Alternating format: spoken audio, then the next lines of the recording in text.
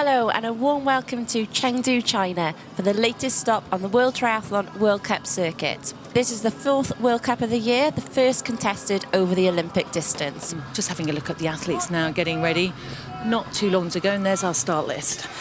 Yeah, Lasse Nygaard Priest still wearing number 1. He got a few podiums last year in World Cups, and with Jonas Schomburg there in number 2, those two have a really interesting battle going on today, but plenty of strong athletes down the list.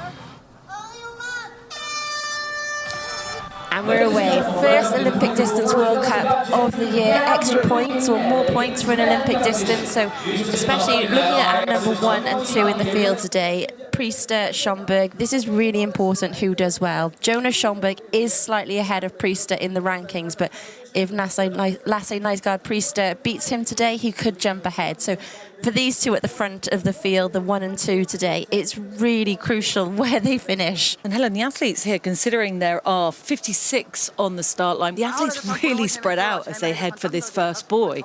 Yeah, and like we said, this venue is purpose-built for triathlon. It's quite a big pontoon, so I think actually in a way it gives the athletes a lot of space, a little bit more room. It's a long distance to this first turn buoy. For the athletes, that's so much better. They get there, a bit less congestion around the buoys. They're able to get round, kind of get into their swimming quite quickly. It's Mark Devey there. Yeah. No surprise, as we've mentioned already. Looks like he's going out pretty hard, breathing every stroke at the moment, as he's the first athlete around the first buoy. And nice and smooth for those first athletes, isn't it? They're not in too much trouble going around there. That's a black suit on his feet, so that might be Tayler Reid there. We'd expect to normally see them a little bit more bunched out, but I think that's what you get in World Cup races. As you said, there's quite a few athletes that are racing World Cup for the first time. There we go, Mark Devey out first. Yeah, that was Tayler Reid right there tucked in on the feet. Good look as well behind, just to see what's happening. Schomburg, Max Stapley, the Italian athlete, out the water as well. Got Mitch Kolkman there as well, strong swimmer from the Netherlands. Oh, there's a bit of a gap, isn't there? There's a few gaps opening up. So I think as we saw Tayler Reid have a good look when he came round, it's a good thing to do. That's why when you come out of most swims now that are 2-lap swims, so you have a good look, see where people are, and it's that kind of sign like, yeah, this is working, this is fast, let's push on. When you're tightly packed in next to each other, you're actually ending up slowing each other down, moving each other's water, so it does make life more difficult. Interesting then, Lasse Nygaard Priest came out in 29th position, 35 seconds down. So although Jonas Schomburg won't know that now, that would be good news for him when he comes out. Here we go, Mark Devey exiting the water first. Tayler Reid just behind him, as he has been for pretty much the whole swim. Jonas Schomburg, perfect position in there from him. Max Stapley there as well. Yeah, it was Deegan from Australia. There's Kolkman from Netherlands. There are big gaps now. There really are, aren't there? We see that's the American athlete coming out, Mark Devey on his bike. Tayler Reid's there as well, Jonas Schomburg. So they've all had good transitions. Max Stapley as well. He's got to work really hard. He's probably the slightly less experienced athlete here. And the importance now, Helen, of staying on the wheel of the athletes in front, because this is where the breaks come, isn't it, early on in the bike?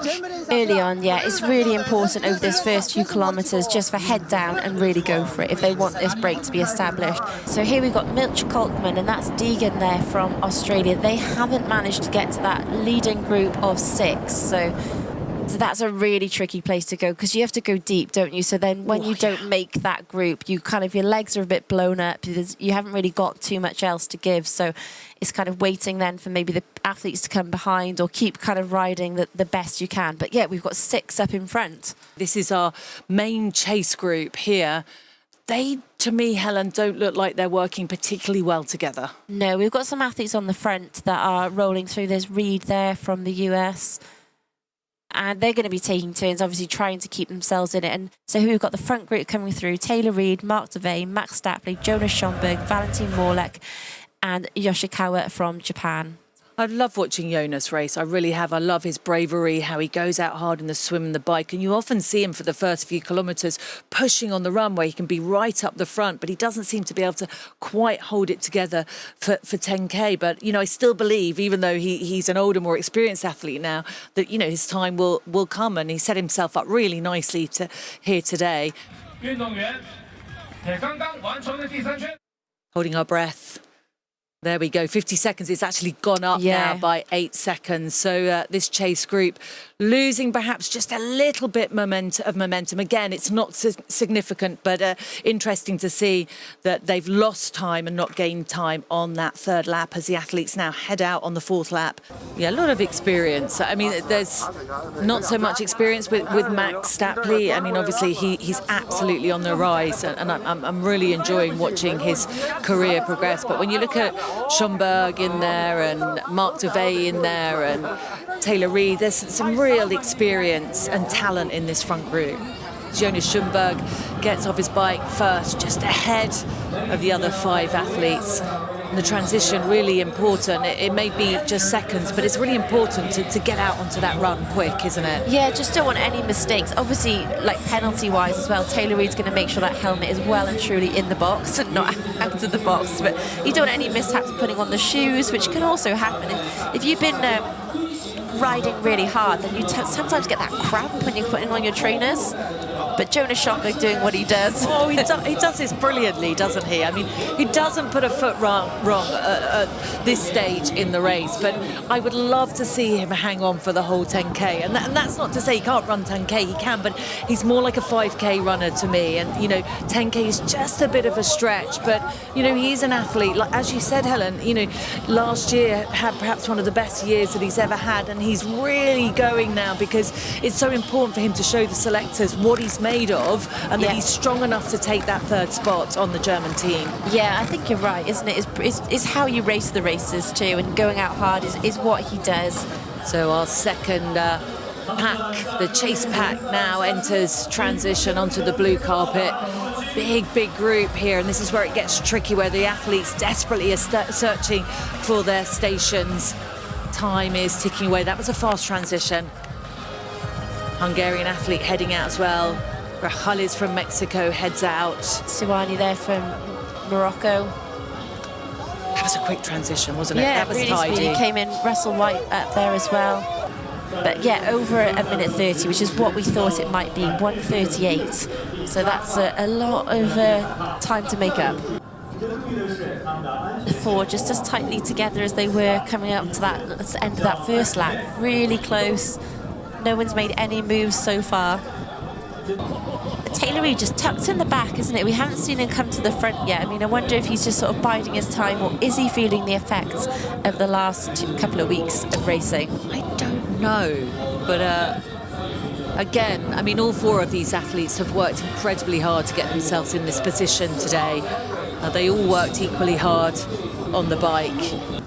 Pet's off in the middle as well. Like he got on the podium here last year. He loves this race. He's been on the podium, was it 5 times? 5 times. Got Sazilla in the middle as well. He's a fantastic runner.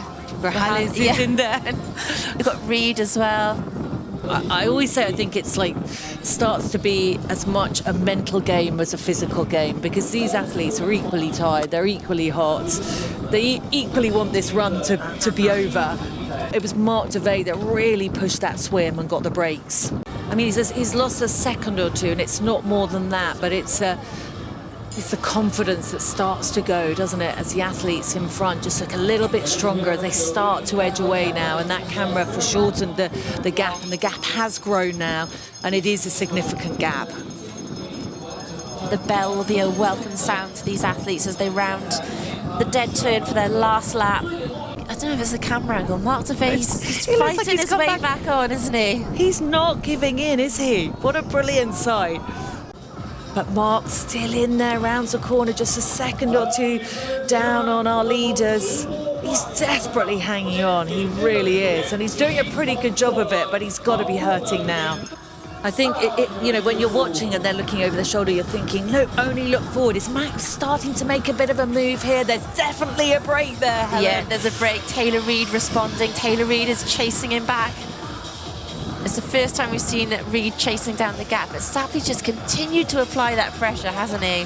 Such confident racing. I think when you go, though, you've got to go. You've got to throw everything at it. You really have. There are around about 800 metres to go. There's daylight there, isn't it? And Jonas Schomburg is the one that's kind of slightly coming off the back. I want to say, Max, don't look back, only look forward. Reid isn't giving in yet, though, is he? He's definitely not. Reid is such a gritty racer, isn't he? Really He's so tough, but he can't respond. No. He looks to slow down. He's got cramp. Oh, no, he's pulled a calf. Oh, no, he's been sick. No, something's wrong. He's not right, is he? He's just, oh, no. Oh, no. Oh, that's horrible to see. He's pulled right back. Oh, You should just see how hard he's pushing to stay in that position. He has worked so hard, he really has. But Stapley's now he's pulled away from Schomburg. Schomburg's chasing him back. Well, neither of these two have had a World Cup victory yet. It's shown us Jonas Schomburg settling for second. Can Reid hang on? We know he's had a bit of a poorly moment out there on the court, but it's Max Stapley, isn't it? He can sense victory, he really can. He's opened up a gap. It must be about 5 or 10 metres by now. Reid is hanging on. Is he hanging on? He has Mark DeVey right on his heels as Max Stapley heads towards the blue carpet, picks up the pace a little bit, glances over his shoulder. Oh, this is there a you go. good There's feeling. the fist pump. He knows he's got it. Oh, this means so much to him, isn't it? First win in the British vest. Such a showman. So good to see Max Stapley, first ever victory on the World Cup circuit, and a great day for the young British athlete Max Stapley. Jonas Schomburg sprinting home for second place, and it looks like Helen Reid is hanging on for third. There we go, Jonas Schomburg coming across in second place, and Tayler Reid managed. Wow, what a gutsy finish from Tayler Reid. I mean, I thought he had cramp then, but obviously some stomach issues and problems, but unbelievable of him to keep finishing there. But Max Stapley, look at that, so happy with that victory. That finish said it all. This is the time to be laying down a performance like that. Yeah, I mean, my training's gone perfectly into this. I texted my girlfriend this morning, I said I'm gonna have a good one, so there you go, Kate. Told you so. I looked at the start list before coming, and there's a few guys, we see each other every race in the break, and we're like gagging for it, So once it was gone, I was just like motivating the troops, like, let's get it going. And, if I would have finished 30th, at least I would have committed to it. And that's how I want to race, swim, bike, run. And if I die on the course, I die on the course, but I'll live by the sword, bloody die by it, mate. I had a pretty bad stomachache at the start, so I was just trying to calm myself. Just trying to calm myself, relax, breathe. And I think everyone did their fair share, and that wind started to pick up, so it was kind of tactical into the headwind. And once I had a gap, I was just like, look, mate, like, there's no turn time like the present, so just went for it, man. And I'm absolutely over the moon. I just can't actually believe it. It's my first win. I'm just absolutely on a high right now, and I just want to thank all the people that support me, my parents, my girlfriend Kate, my coach Paula, and all my sponsors, and everyone that stands by me. It's not easy. I know a lot of guys are struggling out there, and this is one for the breakaway boys, I guess. Jonas, back on the podium, silver this time as well. Feeling good? Yeah, second podium, second race of the year. Last weekend in Australia wasn't that great with the jet lag, but I felt better this week. So really happy with this, and stoked for the guys on the podium. They really helped me on the bike. Yeah, the schedule is already ramping up, and Australia to here, and a little conversation about whether the Australia race, doing two so back to back was gonna work the legs. It turned out to be a perfect warm up. It was, yeah. I was not actually planning to go to Australia, but then I went there for the jet lag. Coming here, it's only 2 hours difference, so it really made a huge difference. Perfect example today, really, of the gamble on the bike, making it stick, giving you that little gap. The chase pack were kind of homing in. There was a little bit, as if it could get a bit squeaky out there at one stage. No way. We were working so hard, and shout out to Mark also pushing the swim really hard. I was struggling on the first 200s to stay on his feet, but yeah, it really worked, and really happy with the result. It was actually really crucial to get some more points on my Olympic ranking. So now I'm looking forward to the next races. 3 more to go, and yes, ready for it. Oh yeah, man, that was hard. Oh, I'm happier this week to be on the podium after missing out by this much last week. But man, I could taste the win.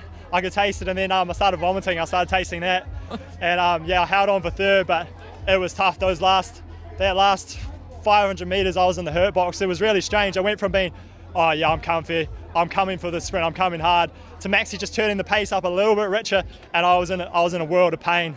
Oh yeah, I loved how he raced today. Mark Duvet, he missed out on the podium today, but he was such a weapon on that course today. He really strung out that swim. I couldn't believe it was only, I thought we were going to have 10, 15 guys in our pack and just string it down to, what was it, 8 or something, which made it tough, but it was really epic. And yeah, everyone pulled hard, and yeah, wicked to be on the podium with Maxi and Schomburg. Done a fair time of work in the trenches with them, so it was good to just lap it out on the bike hard. And yeah, we reaped the rewards of our hard work, so really happy. I was hiding in behind big Schomburg. He was good at blocking the wind, the big man. But yeah, I was hoping to wait for that sprint. I reckon I got a pretty strong sprint. I know Maxi got a good sprint too, so I thought that'd be a fun way to finish it. But yeah, couldn't quite get to the sprint, so maybe next time. Well, 3 entertaining interviews, as you predicted, Danny, but amazing to see those athletes. And we just see the results there. Matt Stapley winning 6 seconds ahead of Jonas Schomburg in the end, with Tayler Reid rounding out the podium, just hanging on ahead of Mark Devey. Morlek hanging on for 5th as well, staying ahead of that big chase back. Home, Bisak, Grajales, Sazilla and Reid there rounding out that top 10. Max Stapley! Amazing performance there from Matt Stapley. He was so happy with that, but he really executed it well. Swam incredibly well, worked really hard with that front group, and then really pushed on at the run at just the right time to come across the line in first place.